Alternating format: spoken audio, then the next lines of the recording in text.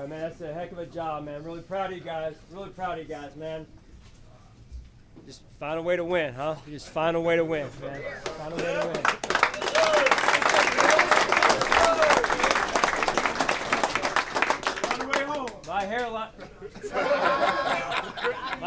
My hair and my heart would appreciate a little bit of a cleaner game, but we'll take it, huh? We'll take it. What hair?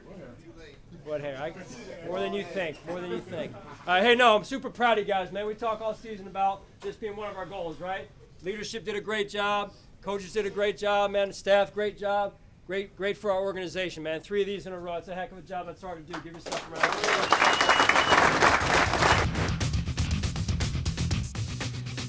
Finding a way.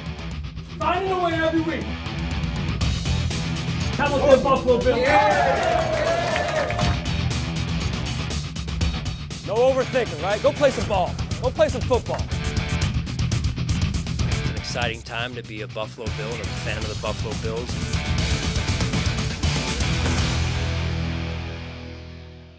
Welcome into week 17 of the Sean McDermott Show presented by Kaleida Health. Sean, thanks for joining us as always. It's been a fun ride. You got a 6-game winning streak going, and you just clinched your 3rd AFC East title. It's got to feel very good, but I guess since we're doing the show, how's this one compared to the last 2? What's different about this group?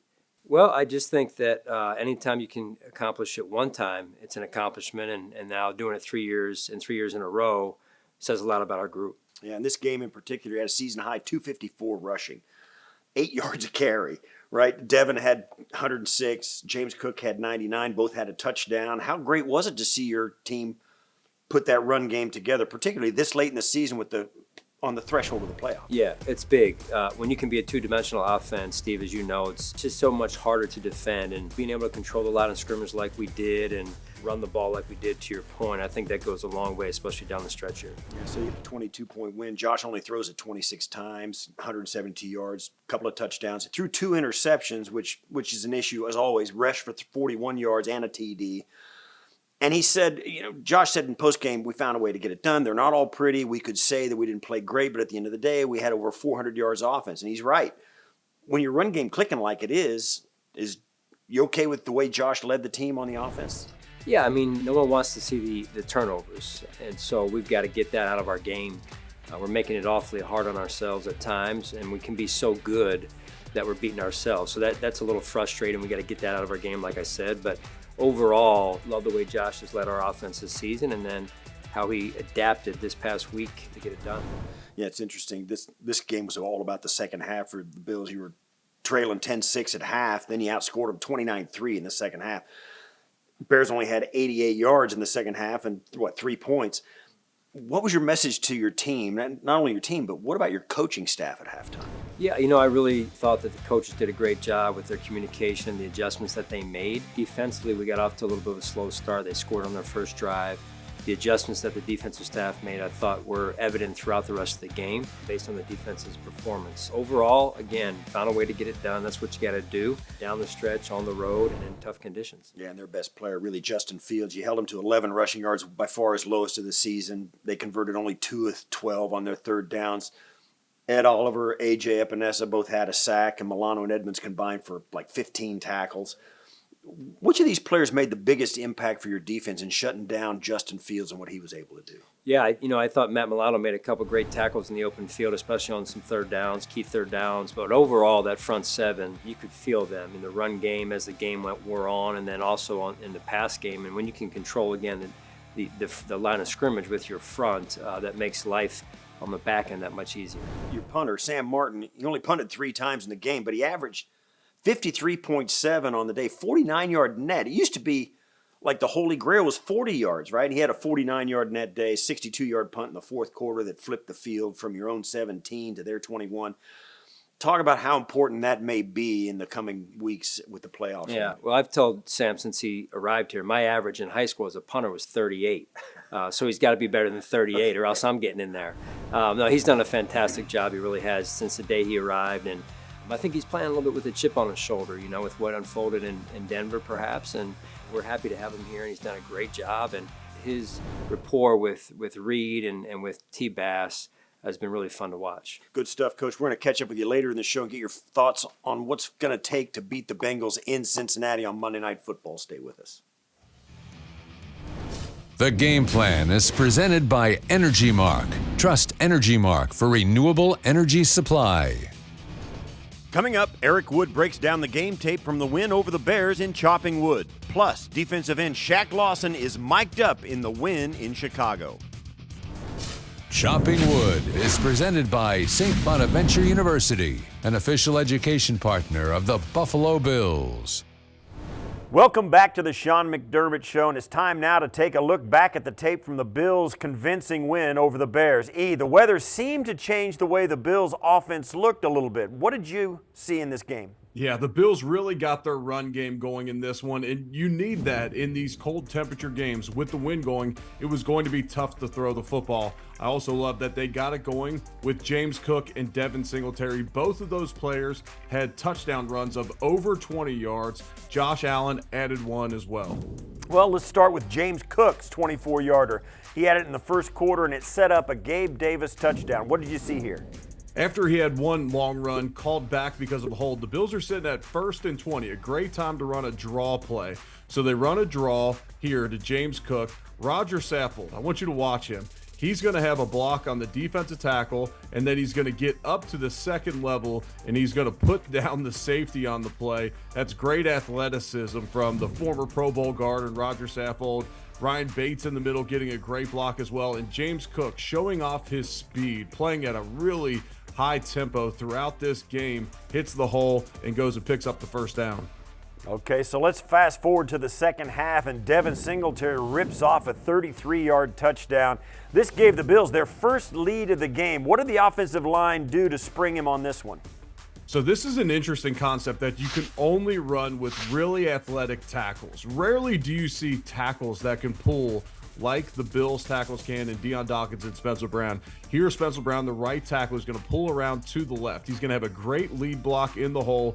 Ryan Bates is going to have a great combination up to the second level and seal the linebacker, and then it's on Devin Singletary to make the one guy miss in the hole, and that's going to be the safety. As soon as he puts him on skates, it's off to the races, and Devin does a great job of finishing this run for a touchdown. Yeah, and then right on the next Bills offensive possession, James Cook found pay dirt on 3rd and 2. This one went for 27 yards. Yeah, this looks like a run-pass option, and so it's almost a triple option because Josh can throw the ball if the look's appropriate outside. The Bears are in man defense on the outside. Generally in short yardage situations, you will be. If you're playing zone, it gives too much free access for an easy first down if you throw it. So the Bears are in man defense. Well, they only have 6 guys in the box. Josh is going to account for one of those guys himself. So he's going to hold the linebacker, and the blocking up front is good enough. And when you have the defense playing hesitant because you have the pass on the outside threat, you have Josh potentially keeping the ball, then it allows James Cook to get out in space and use his athleticism and get in for the score. Yeah, then we'll go ahead to the fourth quarter. Josh Allen ran one in on 3rd and goal. We know he's a really important part of the rushing attack. What did you see here? So this is a similar formation, but instead of Reggie Gilliam in the game, it's Quentin Morris out there, and he's actually going to have a seal block on the outside. So you have the hard play action out of the heavy personnel when everybody thinks you're running the football in this situation, and Josh is going to roll out. It's essentially a 2-man route, but really just a 1-man route. It's either Dawson Knox or Josh keeps the football. And here, the defense is going to fade back to Dawson Knox. Josh is going to outrun everybody to the corner. We were joking on the broadcast that maybe you only do those types of things late in the game where even later they score again and pass the ball to Dawson Knox when you only have to play these NFC teams once every 4 years. Great stuff as always. Thanks for this, Eric. We'll catch up with you next week. Looking forward to it, Steve. Next up on the Sean McDermott Show, we'll have mic'd up with defensive end Shaq Lawson. Plus, we look at some next-gen stats from the top plays against the Bears. Mic'd Up is presented by Geico. Oh! Feel good to me. This feel good today. Oh, let's go. This feel good. Come on. Let's go, baby. To get that shirt. Oh yeah, I gotta play good. Man, this for the shirt today. Oh, and I'm mic'd up. I'm mic'd up too. I forgot to tell y'all. Hey, it's brick out here today, but you know, I don't give a. We got a game to win. Them hard, coach. Hey, I ain't gonna lie, Crane. I ain't gonna lie, to get a t-shirt and a hat, I'm gonna sit out here all day if I got to. Ah! This one we gonna dominate. Let's go. All y'all got this on. Man, AJ got the sleeves out though, AJ. Man, AJ and Greg got the sleeves out. This ain't cold from Carolina, boy. Yeah, that ain't cold to me. You good? Well, I'm good. I dominate.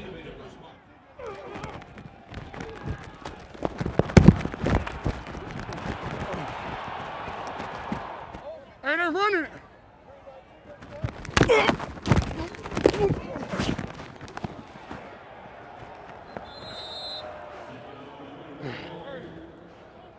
Damn, it's cold.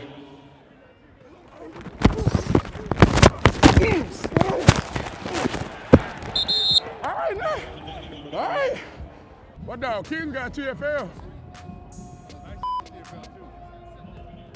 That saved us. Hey, Q. Real, boy. I gotta throw this out for y'all. This breed to him. Cold. It's cold as out here.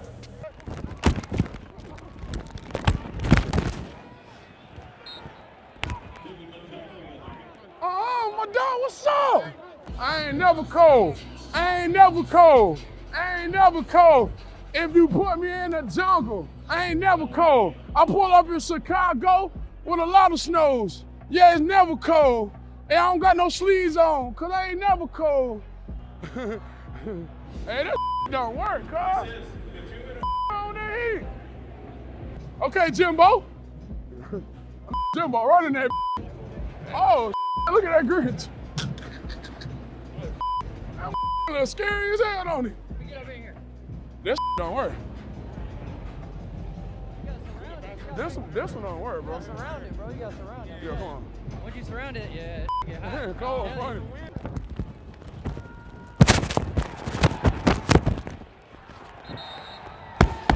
Hey, I told you. You want that, did you? Hey, I thought he was about to stiff on me. Hey.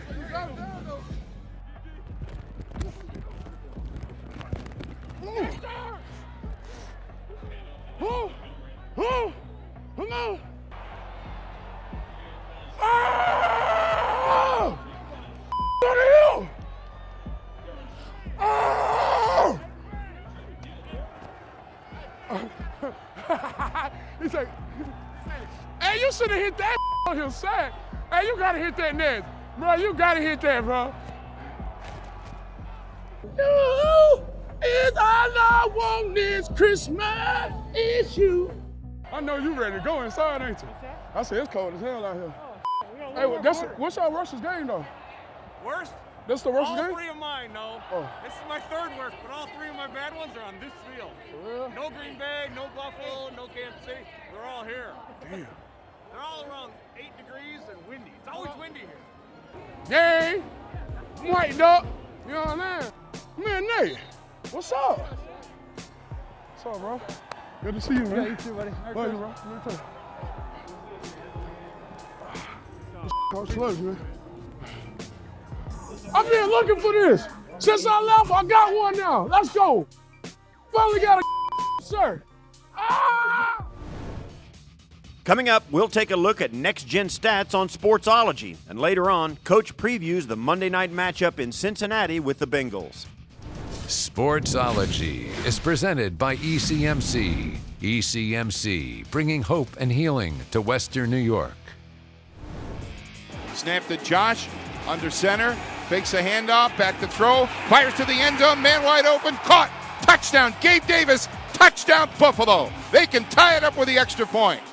What a pass there, Murph. Gabe Davis on a corner route to the left corner of the Bears defense, and Josh Allen executes perfectly from the pocket, able to find Gabe Davis and answer the Bears' opening drive touchdown with one of their own. It's first down and 10 at Chicago's 19. Bills wide receiver Gabe Davis is aligned wide left, covered by Chicago Bears corner Jalen Jones. Bills tackle Bobby Hart motions to the left before the snap, pulling Bears linebacker Nicholas Moreau into the box thinking it's a run play. The ball is snapped to quarterback Josh Allen, who fakes the handoff to Devin Singletary. Davis runs a corner route as Allen throws the ball 19 yards for a touchdown.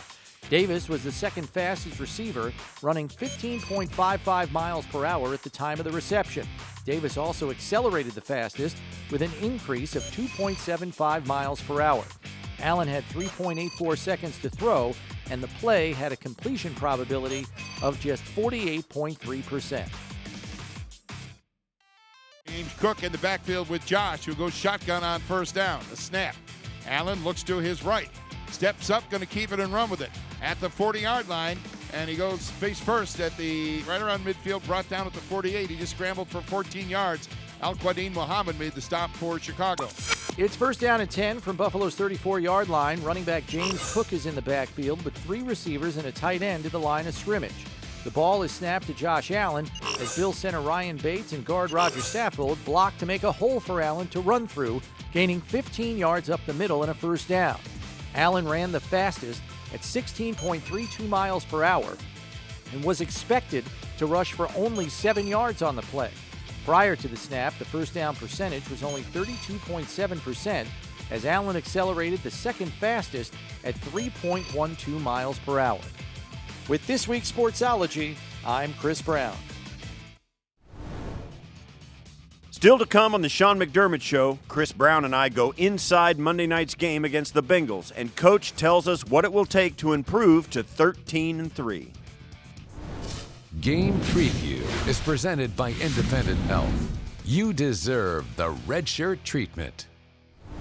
Welcome to Game Preview. Bills Wall of Famer Steve Tasker, Bills insider Chris Brown with you, and it's a monumental matchup with playoff implications, chiefly dealing with the top seed in the AFC on the line for Buffalo. Both Buffalo and Cincinnati, Steve, are top 10 offenses and top 10 in scoring, but will it be the better defense that's the difference in this game? It could be, and the Bills statistically in the rankings in almost every category, the Bills are ranked significantly higher than the Bengals. Not by much, though. The Bengals are no slouch. They're a really good football team, as you might imagine, having won as many games as they had.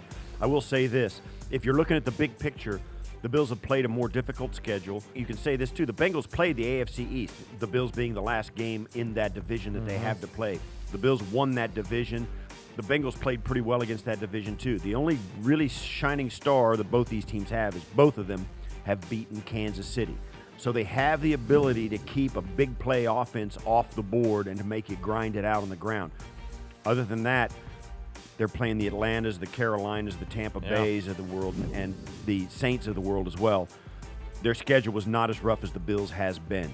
But when you get to this point of the season and it's all on the line, everybody's going to play their best. But if the Bills play their best, they are, I think, the better team. To show you just how close these two teams are defensively as well in the last 4 games, Cincy's defense has given up 18.7 points per game. Buffalo's given up 16 points per game. It's going to be an electric matchup, and it's on Monday Night Football. Enjoy the game in prime time. Coach, you're on the road again in Cincinnati. It's a matchup. 2 great quarterbacks in this one. Josh, you got 4,000 yards, 32 touchdowns, 13 picks. Joe Burrow, 4,000 yards plus, 34 touchdowns, 12 picks. Pretty similar stats. What similarities do you see between these two guys? Well, they can both throw the ball. They can both throw it extremely well, and it makes for a tough night for defenses. And so it's going to be a highly touted game and an anticipated game in a lot of ways. So 2 good AFC teams. So we're looking forward to it. Oh, yeah, this is a big one, bro. So, yeah, Bengals come in 7-game winning streak. You're on a 6-game winning streak. What's it take to put together a win streak, first of all, and why do you think the Bengals have been able to string theirs together? Talk about them for a minute, about how they've been able to get it together here late in the season. Right. I mean, it starts with the quarterback. Joe Burrow has done a fantastic job. I think Zach Taylor has his team offensively in a great spot. They're playing confident football. And then defensively as well, they do a phenomenal job. Very smart and intricate in terms of how they shape their game plans. We have a lot of respect for them as a football team. All right, Coach, thanks. Good luck this week in Cincinnati. We'll catch up with you next week to wrap up the game against the Bengals and preview the Week 18 season finale against the New England Patriots. And for you at home, thanks for watching the Sean McDermott Show presented by Kaleida Health. We'll see you next time, and as always, go Bills. Final Thoughts is presented by Toyota. Toyota is the exclusive and official vehicle of the Buffalo Bills. Toyota, let's go places. The Sean McDermott Show is presented by Kaleida Health, the official healthcare provider of the Buffalo Bills. By Connors and Ferris, your workers' comp attorneys. Call 716-684-COMP today. By Toyota. Toyota is the exclusive and official vehicle of the Buffalo Bills. Toyota, let's go places. And by Independent Health. You deserve the red shirt treatment.